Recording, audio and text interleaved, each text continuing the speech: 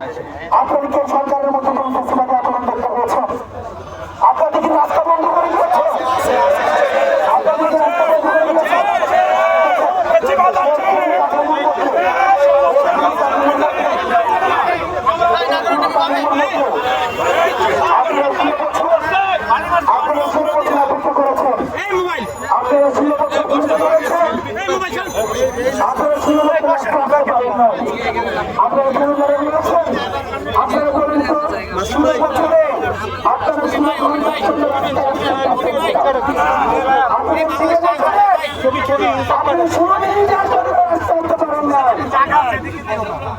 আপনারা ১৬ বছরে আপনারা এই দাবিটা নিয়ে দ্রুত আপনারা প্রকাশ করতে পারেন নাই।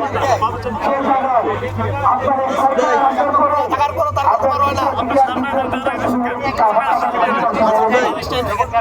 হত্যাকাণ্ডের বিচার শুরু হয়েছে।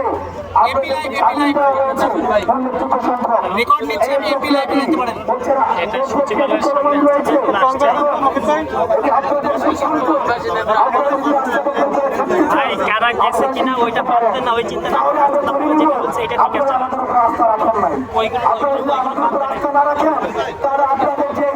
বিচারের দাবি, পুনর্বাসনের দাবি, এই আন্দোলনে আমরা বৈষম্য বিরোধী ছাত্র আন্দোলন আমরা আপনাদের পাশে থাকবো না।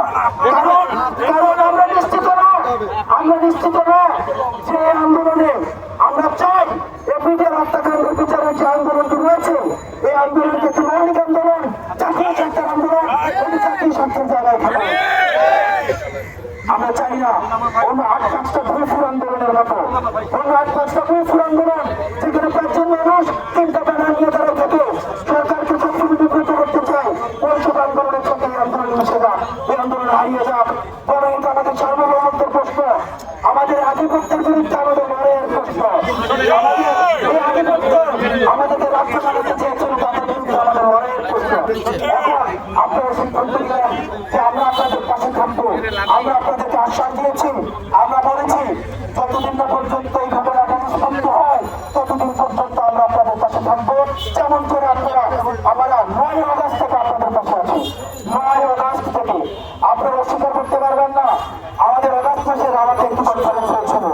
এই রাওয়াতে আমরা আমাদের জায়গা থেকে চুল গলায় গিয়ে বলেছিলাম এটি পিডিআর কখনোই বিদ্রোহ নয়, এটি পিডিআর হত্যাকাণ্ড, হত্যাকাণ্ড।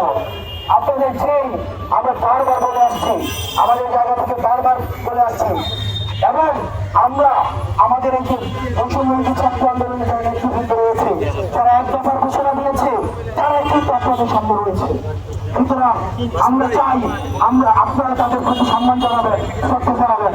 তাদের ভাই, তাদের বোন, তাদের মা বাবা চাচা কেউ কিন্তু বিজয়কে দিলেন না, কিন্তু জাতীয় স্বার্থের প্রশ্নে আমরা আপনাদের সাথে একাত্ম হয়েছি। আপনারা সবাই আমাদের ভাই, এখন সিদ্ধান্ত আপনার। আপনার পূর্ণ স্বাধীনতা আছে আমাকে নামানোর, পূর্ণ স্বাধীনতা আছে আমাকে স্লোগান দেওয়ার, পূর্ণ স্বাধীনতা আছে আমাকে এখান থেকে চলে যেতে বাধ্য করার। আপনাদের স্বাধীনতার প্রতি আমি সম্মান জানাই, আপনাদের এই স্বাধীনতার প্রতি আমি সম্মান জানাই।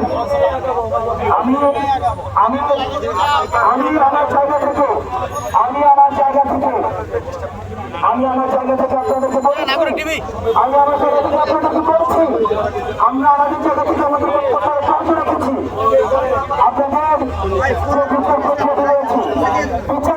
বিচার নিশ্চিত হওয়ার আগ পর্যন্ত চাকরিতে পুনর্বহাল করা যায় না।